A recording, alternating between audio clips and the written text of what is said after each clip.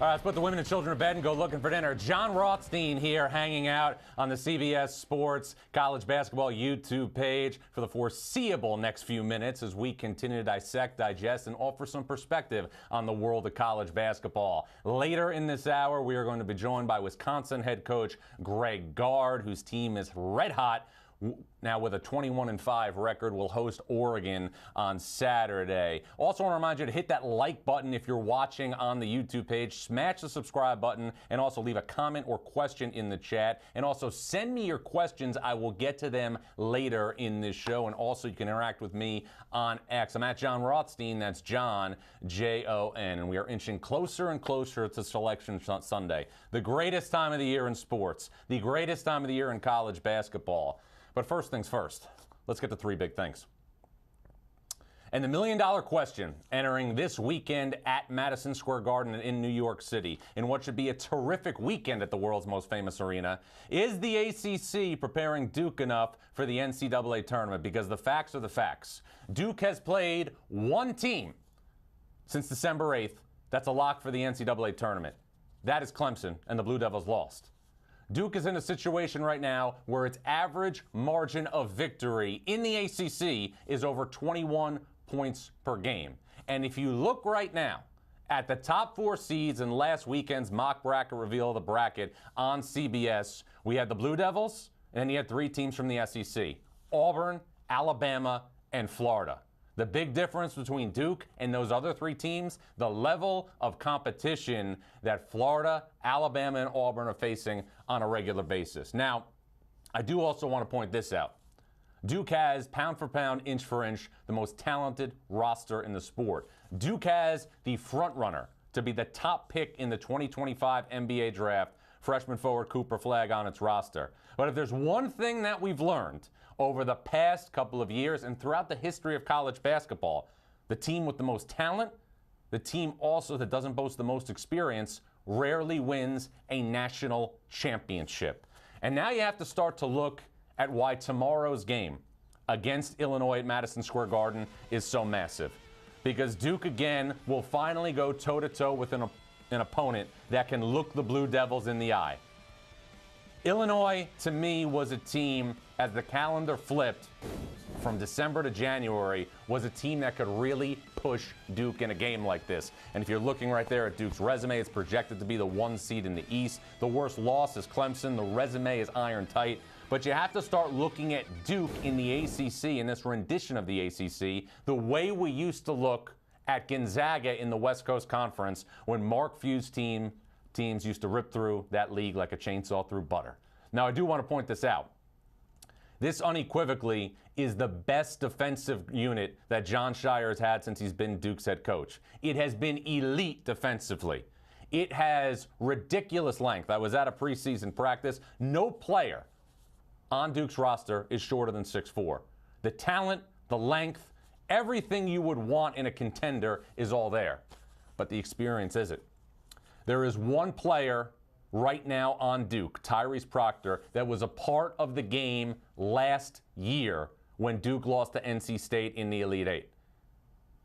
Mason Gillis, grad transfer from Purdue. He and Proctor are the only players on this team that have NCAA tournament experience. So you start to ask yourself the question then, was this game against Illinois clever scheduling by Jon Scheyer? I think it's the best scheduling move that Duke could have made given the state of the ACC. Now, I think this, and I've said this for a long time, Illinois has had personnel issues, people coming in and out of the lineup right now for the last 12 games. The Illini 5 and 7 during that span. But if you think back to the game that Illinois played against Michigan State and East Lansing prior to players getting sick, like Tomislav Ivicic, who obviously suffered mono and then obviously got sick earlier this week and was questionable to play a couple of nights ago against Wisconsin. It's been a Murphy's Law type feel for Illinois. Kasparis Yakachonis was also in and out of the lineup for a couple of games during the span.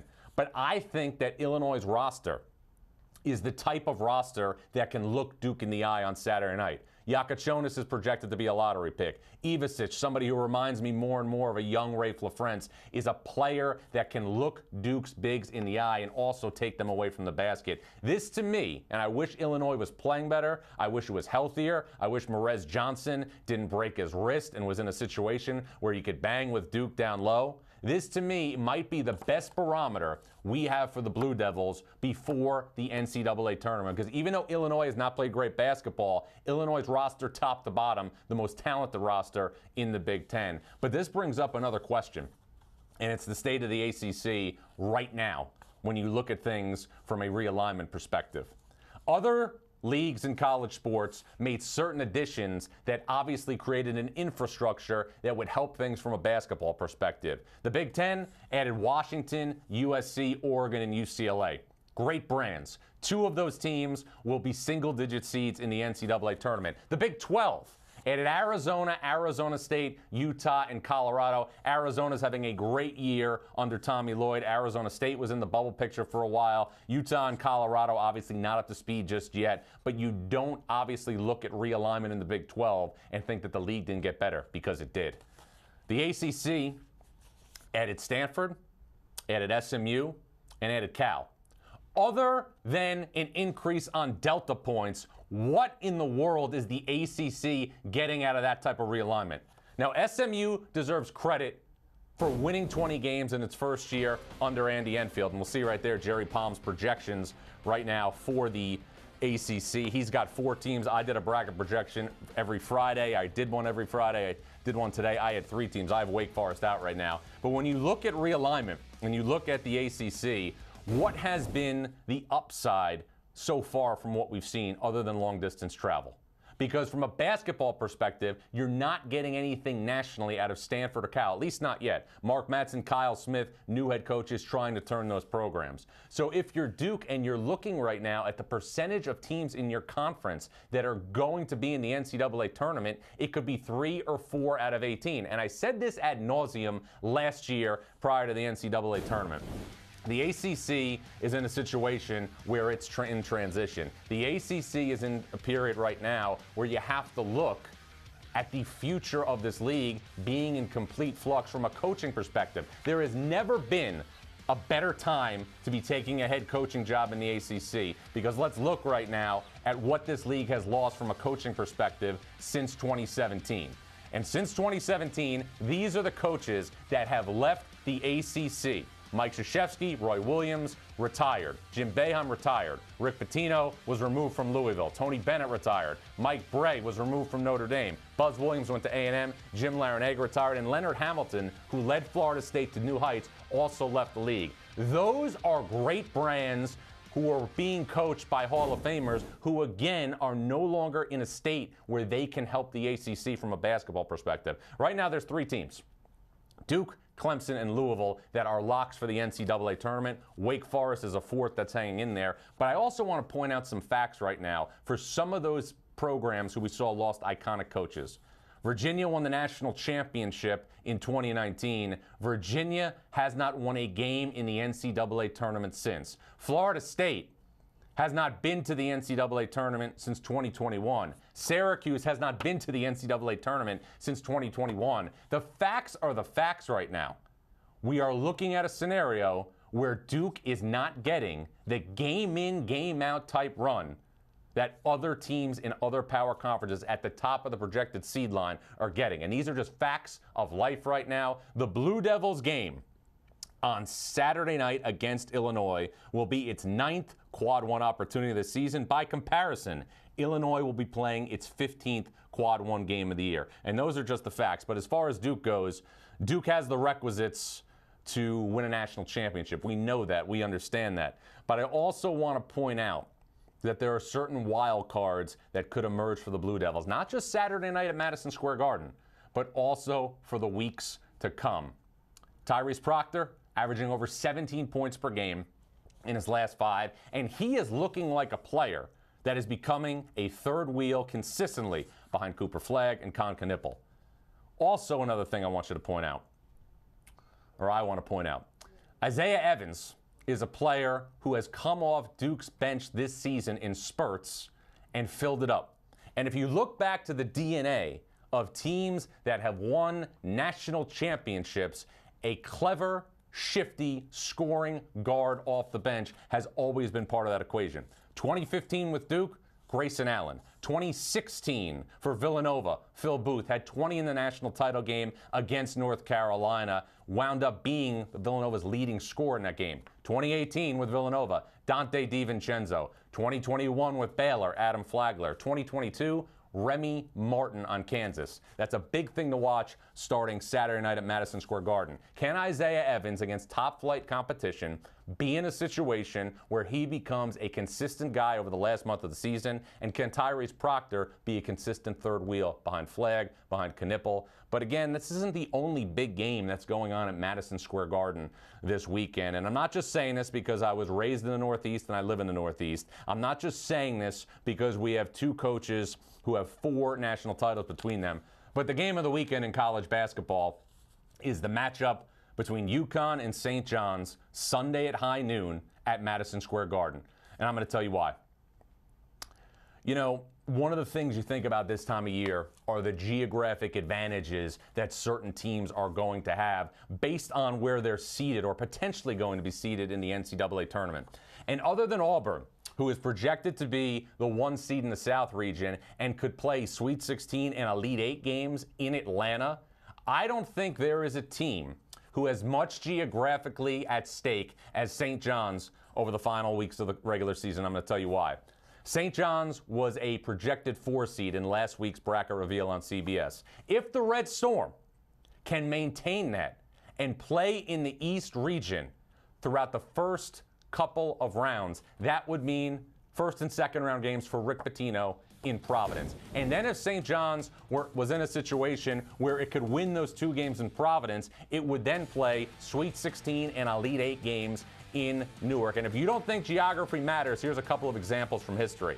Syracuse in 2003, when Jim Boeheim won his only national championship, played in Boston and then went to Albany for the Sweet 16 and the Elite 8. Remember UCLA going to 3 straight Final Fours under Ben Howland from 2006 to 2008. Well, you have to remember this. Those regionals were all out west. Oakland, Sacramento, and Phoenix. Villanova went to 4 Final Fours under Jay Wright. Those Final Fours came in 2009 from Boston in the regionals and from 2018 in Boston in the regionals. And also those first and second round games for Villanova in 09 and 18. Philadelphia and Brooklyn. Now, UConn has been a team that obviously has not played its best basketball over the last couple of weeks, but Dan Hurley has this team with a healthy Liam McNeely primed to make a late season surge. And I think now, when you look at the fact that UConn was not whole for the whole month of January because it didn't have Liam McNeely in tow. And remember this, UConn, after it had a disappointing run in the Maui Invitational, losing 3 games in 3 days, when it came back from Maui, it was undefeated before McNeely got hurt in a January 1st game at DePaul. Now, how good has McNeely been since he's been back? He has been a juggernaut, and he is averaging about 21 points and 10 rebounds. He is going to be the best long-term prospect on the floor for Connecticut. Now, there's a lot of different things that Connecticut needs to do to play its best basketball surging into the NCAA tournament. You got to solidify better guard play. Now, it's been a major transition going from Tristan Newton and Cam Spencer to Hassan Diarra, who's been battling an injury, and Aiden Mahaney, the transfer from St. Mary's, who has not lived up to the billing. It's been a major transition going from Donovan Clingan to Taris Reed and Samson Johnson. UConn doesn't have what it had, but it still has enough to be a force in the NCAA tournament. The Huskies are projected to be an 8 seed right now in the middle of the bracket.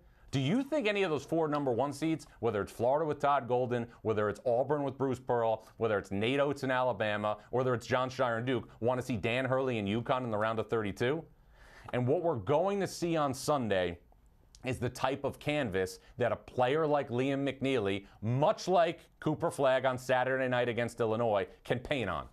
Because I think when you're talking now about the best freshmen in college basketball, players that could be standouts during the NCAA tournament, If you're going to talk about Duke's Cooper Flagg, if you're going to talk about Maryland's Derek Queen, you have to put UConn's Liam McNeely in that equation as well, and it's just a fact of life. And this is the type of springboard game that could put UConn in position to play its way up the seed line and finish the regular season strong. But I'll say this, St. John's is now doing things historically that it hasn't done in a really, really long time. Now, how long is that? St. John's is in play right now to win its first outright Big East regular season title since the 84-85 season. That was the last time this program went to the Final Four. St. John's is in position to win at least a share of the Big East regular season title for the first time since 91-92. That was Lou Carnesecca's last season as head coach before he retired. May the Hall of Famer rest in peace. And I know that St. John's has gotten a lot of attention for what R.J. Lewis has done this year. I know that he right now might be in the pole position to win Big East Player of the Year, but keep a close eye on Kadari Richmond, because this guy was very mercurial over the first month or two of the season, but over the last 5 or 6 games, Kadari Richmond for St. John's has been the gas in the Red Storm's engine. And him on one side, McNeely on the other side, Patino Hurley going head-to-head. This is the game of the weekend. Look at the numbers right there for Kadari Richmond in February. Just under 18 points, 8.2 rebounds, 7 assists, 2 steals. And again, I understand that R.J. Lewis, his teammate, I understand that Cam Jones from Marquette, I understand that Creighton's Ryan Kalkbrenner are all also in a scenario where they are going to be, right there for Big East Player of the Year. But this guy, to me, is the best player on St. John's. We will get to more later on in the show about what's going on around the world of college basketball. But when we return, Wisconsin's Greg Gard, 21-5. Joins us here on the CBS Sports College Basketball YouTube page.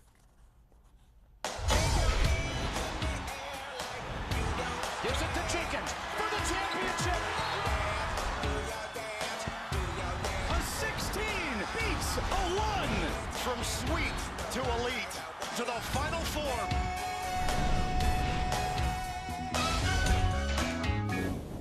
All right, we now like to welcome in the head coach of the Wisconsin Badgers, Greg Gard. His team is off to a 21-5 start. Greg, welcome. What do you think your reaction would have been prior to the season if someone said, hey, you're going to win 21 of your first 26?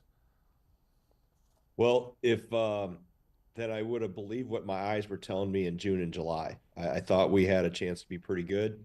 Thought we were a little sneaky good, which was fine by me. We had to go out and prove it. But I like what I saw back even in the summer, and obviously it's continued to get better. Now, you lost 2 key pieces from last year's team that was a high seed in the NCAA Tournament to the transfer portal, A.J. Storr and Chucky Hepburn. Why is this team better? Well, I think number one are returners, the guys that, retention is always priority number one, and the guys that came back are another year older, another year better in terms of system that we've kind of morphed to now and how we've evolved offensively.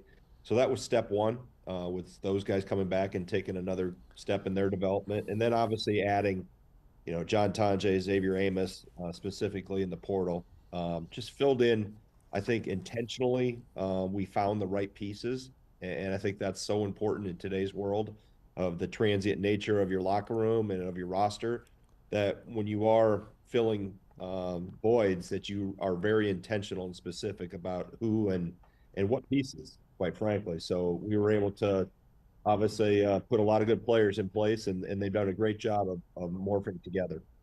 Well, John Tonje is obviously morphed now into one of the best players in college basketball. I know you had high hopes for him when you got him out of the transfer portal, but I'm curious, what were your initial expectations? I didn't see this in June. It took him a little while to get adjusted. I think he was kind of feeling his way out. And even in the early fall, it really, I think, it's a credit to him. John, when you bring in a guy that's in his 6th year of eligibility, you would expect maybe that he'd have way more answers than questions, and kind of be a know-it-all, but he's been the exact opposite. I mean, he's been like a sponge. He asks great questions. He's really coachable. He knows he needs to get better. He has a thirst to get better. And how he's been in our locker room with our guys, it's been terrific to watch. And our other guys have done a great job of embracing him, and he's just continued to grow and blossom in his role. You know, he started off the season obviously on fire, and then I remember I bumped into you in Indianapolis when you guys were playing Butler, and he hit a little bit of a wall. I'm curious, how after that moment in December when he tapered off a little bit, did John Tonje regain his All-American form? Well, he had a game when we were on our West Coast swing at USC where he didn't score at all, Yeah. and we still won by 15. So I think with John, he just understood, let me get better in different areas that teams are trying to take away from me. And I think the other thing is his supporting cast around him has really stepped it up. I mean, we've got great contributions from John Blackwell, Max Klesmit, Steve Crow played well the other night.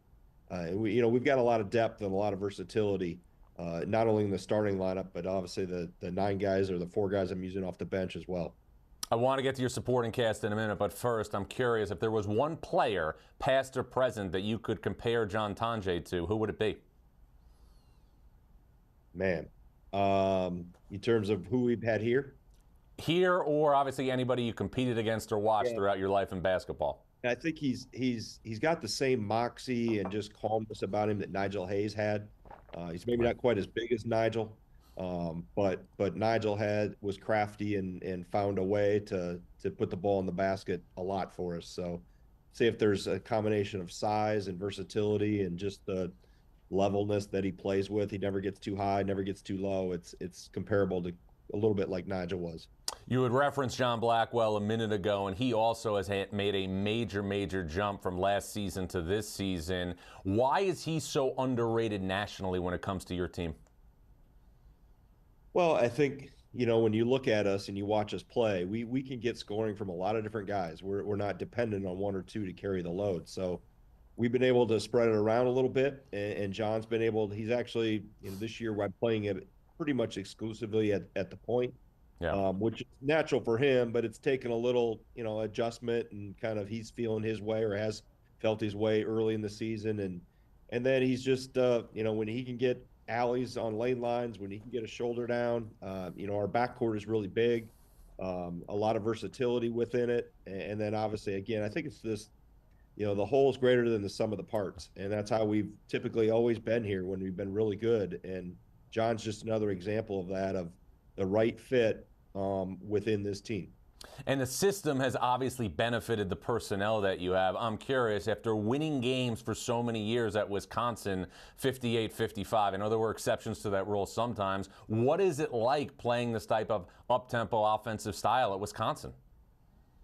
It's been neat to watch evolve. This really didn't happen there wasn't a moment of epiphany where I said, "Oh, hey, we got to turn on a dime." It's been really a 3+ year process of just watching how the game has changed, how scoring is obviously more emphasized, how the rules have impacted the scoring, how players, maybe their skill sets have changed. It's been a lot of different things within this whole transformation and evolution, so to speak. But we're still anchored to our core principles. Those don't change, but maybe how we go about it a little bit is a little different. And like I said, I think that the adjustment to how the game has been changing, not only here in the U.S., but we have a pretty good international flavor to what we're doing on the court in terms of how we're playing and spreading the floor and middle ball screens and those things. So it's been fun to watch come together. System. Now, I have to ask, what has the dialogue been like with Coach Ryan when you guys put up 94 at Mackey Arena and you're winning games by scoring 80, 90 points versus winning games in the mud as you did for so many years? Well, I think good coaches always adjust to whatever makes them successful or whatever is needed. People forget that Bo's first teams in Platteville in the early 90s averaged over 90 points a game, and he was pressing full court all the time and playing up tempo. And then as the game changed, he adjusted and he adapted, and that led into the time here in Madison. So like I said, I think good coaches always try to adjust and adapt. And there's an old saying, change or die. And we've seen where we've had to continue to evolve as the game has evolved to stay ahead of the curve. Well, staying ahead of the curve is what you have to do in this climate, but the end result is always the same, and it's to make a deep run in the NCAA tournament. That is the goal for every program in college basketball. It is the 10-year anniversary of the 2015 team that went to the national championship game. You were on that staff before you took over. You've had multiple teams since advance to the second weekend. I'm curious, though, is this rendition of Wisconsin this season the best team that the program has had since it lost to Duke in the 2015 national title game? That's a big question. You're trying to put me on the spot, John. I think it's a team that has a lot of versatility, maybe as much versatility in terms of where we get our scoring from. You know, I had a team in 2020 that won like 10 in a row, and then COVID hit. We were the hottest team in the country prior to everything getting shut down. So that team had a lot of scoring versatility and had some experience with it. So you have to have a combination of experience, talent, and then obviously to make a deep run, things got to fall your way. But I like, you know, we got a long ways to go yet, but I really like coaching this group every day, and hopefully we got a lot of basketball left in us. Greg, we're in a new era with the Big Ten as well. The league added, obviously, 4 West Coast teams this year. And, you know, we don't have a team in the Big Ten that has pushed out like Purdue the last couple of years or you guys in 14 and 15. I'm curious, other than Wisconsin, which Big Ten teams could you see advancing and making a deep run in March Madness? Well, we're about to play one tomorrow in Oregon that the more I watch on film, I know they went through a rough patch of losing 5 in a row, but man, they've got a lot of good pieces, and Dana's obviously a really good coach. But Oregon jumps out, Maryland jumps out. I think Illinois, when they're whole and when they're healthy, is really good. And we haven't played Michigan State yet, but we'll get them in here in another week. But obviously, Tom's done a great job there. So there's a lot of them that I think could, if the matchups are right. Really, that's about, you know, unless you have a really dominant team, John, it's about matchups. Are you healthy? There's a lot of things that kind of are the luck of the draw, and you can't play, you know, unlike Major League Baseball or the NBA where you have a 5 or a 7-game series. You have to play well. You have a bad 10 minutes in that 40-minute window, you're headed for spring break. No doubt about it. Final thing, Greg. Obviously, the dream is to again take Wisconsin on a deep run in the NCAA tournament. But what has to happen between now and Selection Sunday for your team to get even better than it's already showed this year? I think just continue to be more consistent defensively. I think that's probably, our offense has been pretty good all year. But here in the last, I'd say 6 weeks, we've taken a jump defensively, and that's got to continue. And we got to continue to get great contributions off our bench, which we did last Saturday at Purdue. Jack Janicki came in and gave us a great 17, 18 minutes. And obviously, just like everybody else in the country, you got to stay healthy. So those things are all encompassing to make that run in March. Well, Greg, appreciate a couple minutes. Know how busy you are. All the best tomorrow against Oregon. And as always, look forward to staying connected along the way. Sounds good. Thanks for having me on, John. You got it. It's Wisconsin head coach Greg Gard. The Badgers 21-5 entering Saturday's game against Oregon. When we return, more social interaction right here.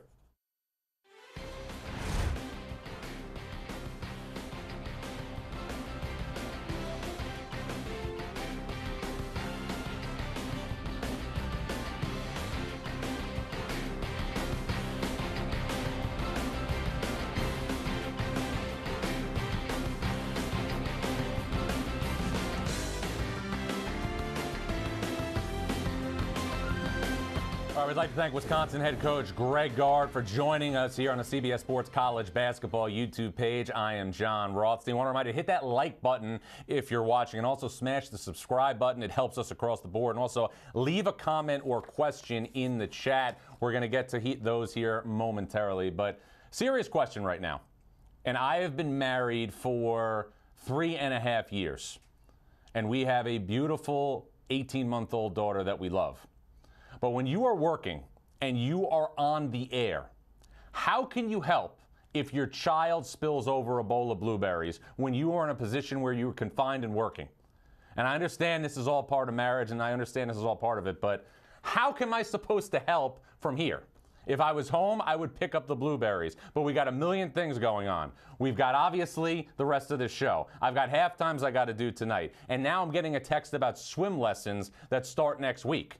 I mean, how am I going to deal with swim lessons for a toddler if we're trying to find out whether or not the SEC can get 11, 12, 13, or 14 teams into the NCAA tournament? How are we going to do it?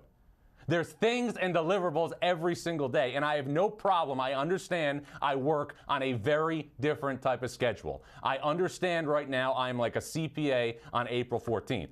But for all intents and purposes, what am I supposed to do if an 18-month-old baby spills over blueberries in an apartment? What am I supposed to do? It just doesn't make sense. And I love my wife dearly, but at the same time, I feel helpless right here. And you feel like an absent father when this happens. And it's just stuff that you have to deal with. On one of our first, not probably one of our first dates, maybe 2 months into dating where you feel things are getting a little bit serious, we were at the Coda Bar on 72nd on the west side. I remember it because I was watching an Illinois-Iowa game. And I told my wife, who was my girlfriend, I just have to get through the Final Four, and then we can do social things. We can act completely different, obviously, than I do during the season. But right now, I have to be at places where, there's places I can see, obviously, everything that's going on with college basketball. And we have something going on right now with college basketball. We have breaking news right here on the CBS Sports College Basketball YouTube page. Oh, wow. Oh, wow.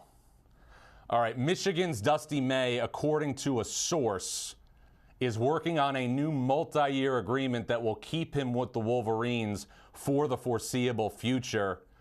Dusty May, who was in manager at Indiana and was obviously thought to be near the top of the list to become Indiana's permanent head coach, is working on a new multi-year agreement to stay at the University of Michigan. And Michigan plays Michigan State here in a couple hours. This is significant news for the Indiana coaching search. And Dusty May, for the foreseeable future, is working on a new multi-year agreement that will keep him with the Wolverines. Now, I have said this time and time again on different platforms, and I'm going to say it again right now. Indiana is in a situation where I know it is thought of as a blue blood type job. I know the passion of Indiana fans, and I will say this, in 20 years on this beat, the loudest place I have ever been for a game is Assembly Hall. I was there in 2013. It was 1-3, Indiana against Michigan. Loudest place I've ever been.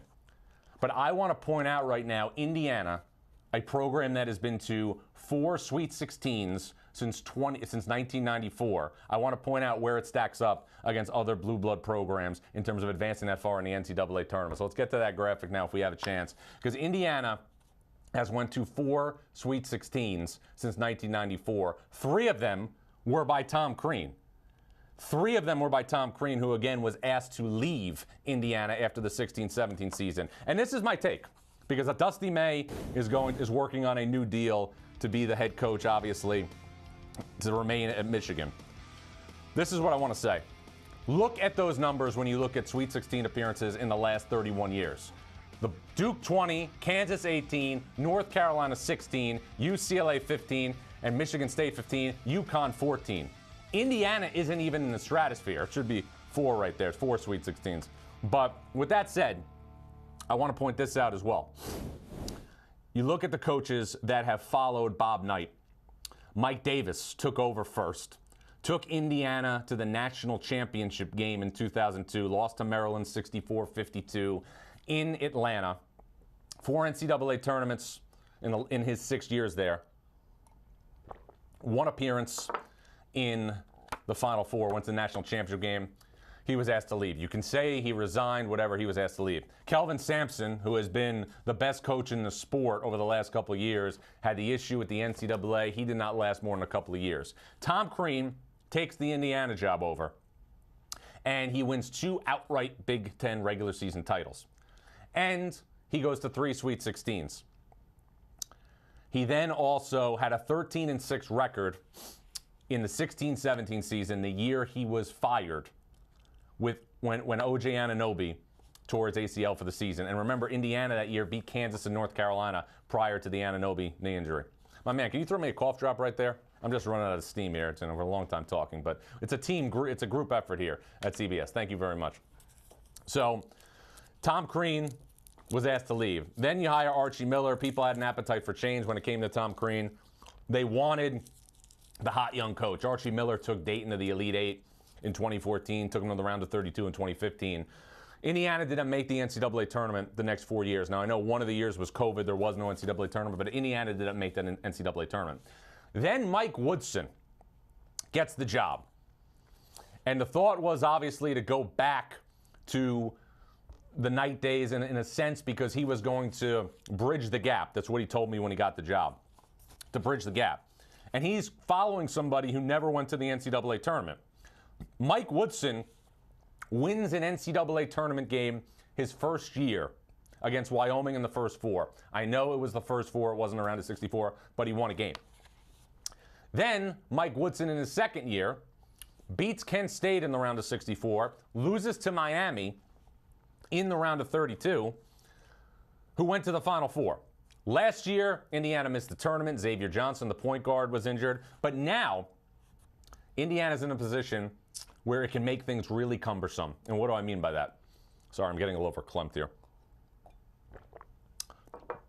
Indiana is in a scenario where if Indiana beats Purdue Sunday on CBS, it will be in a situation where, from my bracket, from other people's bracket, it will likely be in the NCAA tournament. That means 3 NCAA tournament appearances in 4 years for a guy they pushed out. Let's get to the questions now. Very verklempt. Okay.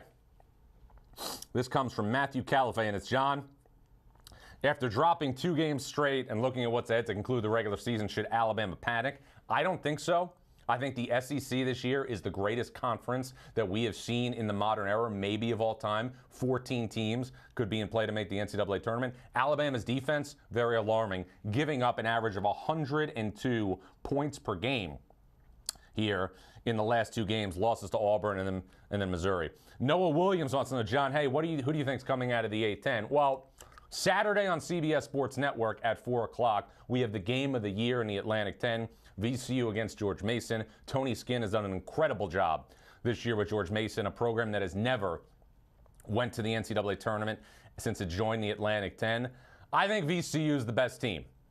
And I think VCU is good enough to win games in the NCAA tournament. The problem is, will VCU have a resume that's good enough to warrant an at-large bid if it doesn't win the Atlantic 10 tournament? Remember, VCU has a quad 4 loss on its resume to Seton Hall in an early season tournament. That could come back big on Selection Sunday. Our next question is from Brogan, and it's John. Who are some possible bid stealers this year? Great question. Boise State, for sure. Out of the Mountain West, I would also say, and this team's very much on the bubble, but I would also say Xavier out of the Big East could be one to look at. And then you have to evaluate the other conferences. I think there's other teams that could win games in their respective conference tournaments. I think Kansas State could be put on that list as well. But are they going to have enough of a bandwidth during their respective conference tournament to be in a situation where they get a bid?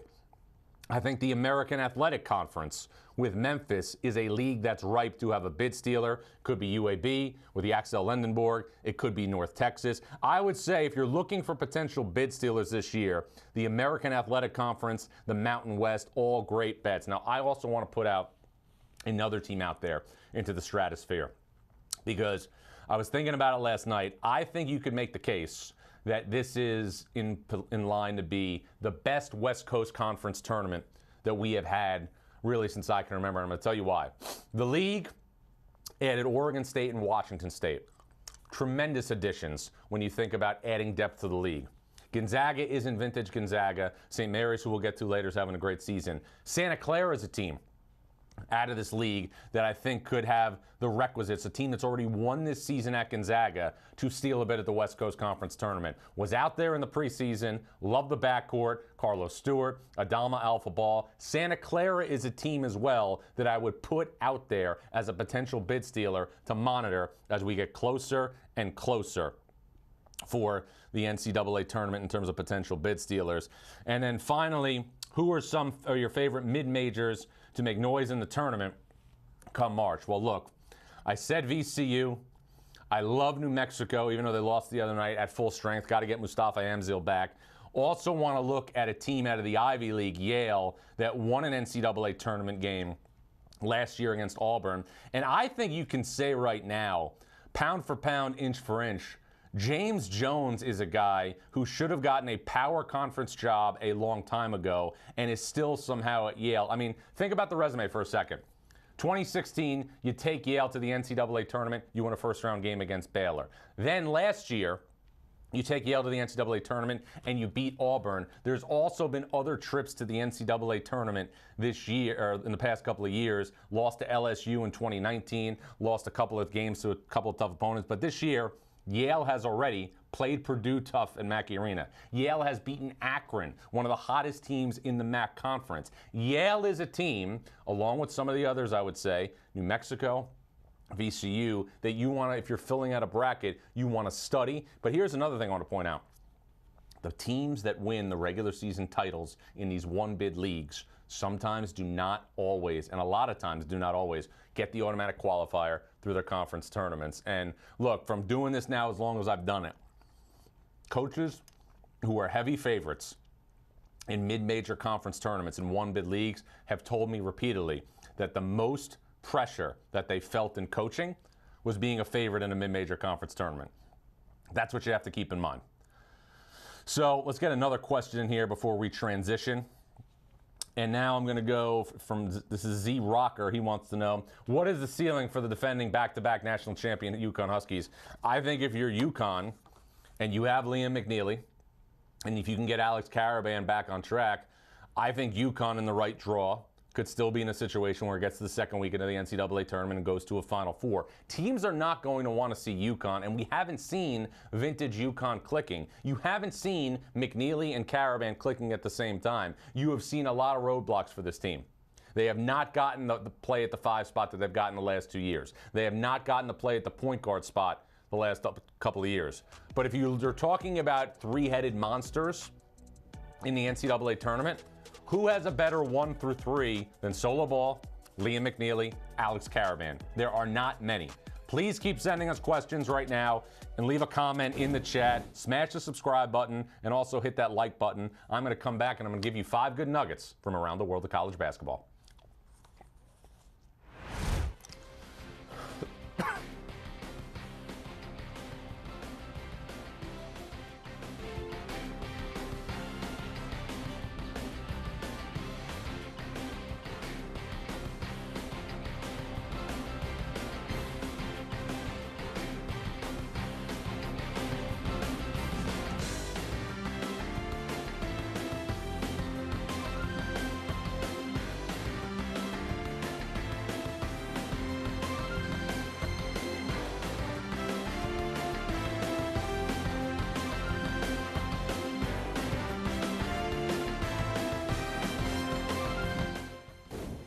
All right, Jon Rothstein back here on the CBS Sports YouTube page, college basketball YouTube page. Again, keep sending your questions to the chat. Hit that like button. Please subscribe. Want to get now to some nuggets around the college basketball world. One, the Gates of Hope. Now, Missouri has its best team since 2012, the team that was a 2 seed under Frank Haith. Dennis Gates' team was sensational the other night against Alabama. I talked with Todd Golden, the Florida coach, earlier this week. He told me, other than Alabama, Auburn, Florida, Tennessee, and Texas A&M, he thinks the team that could make the deepest run in the NCAA tournament, the Missouri Tigers. Missouri has not been to the second weekend of the NCAA tournament since 2009. So nugget number 2, strength in numbers. One thing I want to point out, Maryland has scored 272 points in its last 3 games. The Terp starters have scored 263 of those points. That's 97%. So Maryland starting 5, Jacoby Gillespie, Selton Miguel, Rodney Rice, Julian Reese, and also Derek Queen are in a situation now where they are dragging this team everywhere. Maryland has a starting 5 that can match up with any in the sport. This is the best Maryland team that we have seen since the 2020 team with Jalen Smith, with Anthony Cowan, that again was a 3 seed in the tournament, or projected to be a 3 seed before it got canceled due to COVID. Nugget number 3, Randy Dandy. He's not going to win National Coach of the Year, but do not take for granted the coaching job that Randy Bennett has done this season. Lost Aiden Mahaney to UConn, lost Joshua Jefferson to Iowa State through the transfer portal. St. Mary's will take a 24-4 record into Saturday night's game against Gonzaga in Spokane. Again, it's amazing the job this guy has done at St. Mary's throughout his career. This might be his best coaching job. Now, look at the numbers for Mahaney and Jefferson. Jefferson, a stalwart starter for, obviously, Iowa State this year. That's their numbers last year at St. Mary's. Mahaney has not had a great season at UConn, but you lose those players in the West Coast Conference, and you're still 24-4, still tracking to be a single-digit seed in the NCAA Tournament. You deserve attention. Randy Bennett should be in the top 5 to 10 on the National Coach of the Year list. Another one, anarchy is coming, and I touched on this a couple of minutes ago when I was talking about mid-major conference tournaments. I want everybody to remember this. Last year, only 12 of the 32 teams that won regular season titles went on to win their respective conference tournaments. I've said it before, and I'll say it again. Nobody is safe in college basketball. And look right there at teams a year ago that won regular season titles in college basketball and did not play in the NCAA tournament. You followed Indiana State last year with Josh Schertz. That team had a top 30 net, didn't qualify. Princeton didn't even make the title game of the Ivy League tournament. Again, it is anarchy out there, and that's coming down the pike for everybody in college basketball. Nugget number 5, I want to give a salute to Fran Dunphy, the longtime head coach at Penn, Temple, and LaSalle. He was the head coach of 3 Big 5 teams during his career who announced his retirement this week. I've been doing this a long time. I have never met somebody who was so classy to cover both on and off the court more than Fran Dunphy. An iconic career and somebody who came out of retirement to take over at LaSalle, his alma mater, and led the Explorers back to respectability in the Atlantic 10. This guy will be missed. Now, want to get to some games to watch, 5 of them for the weekend as we get set to set the table. Tonight, you got Michigan State at Michigan. We just broke the news a couple of minutes ago, about 15 minutes ago, that Dusty May is working on a new long-term, new multi-year agreement to stay with the Wolverines. That's big news for the Indiana coaching search. Meanwhile, Saturday, Tennessee at Texas A&M. Those 2 teams were projected to be 2 seeds in the NCAA tournament on the mock bracket reveal last Saturday on CBS. Iowa State and Houston, 2 teams again that are factored to be in that 2-3 range in terms of seed projections. Then Saturday night, Duke, Illinois, Madison Square Garden, Cooper Flagg, Kasparis Yakachonis. And then Sunday, the game of the weekend in college basketball. Yukon, St. John's, high noon, Madison Square Garden, Rick Pitino on one side, Dan Hurley on the other side. Want to thank everybody for joining. I hope to talk to all of you again here at some point in the near future. I will be on CBS Sports Network all weekend long as we continue to inch closer. We're just 3 weeks away from Selection Sunday, but you know as well as I do, this is only February.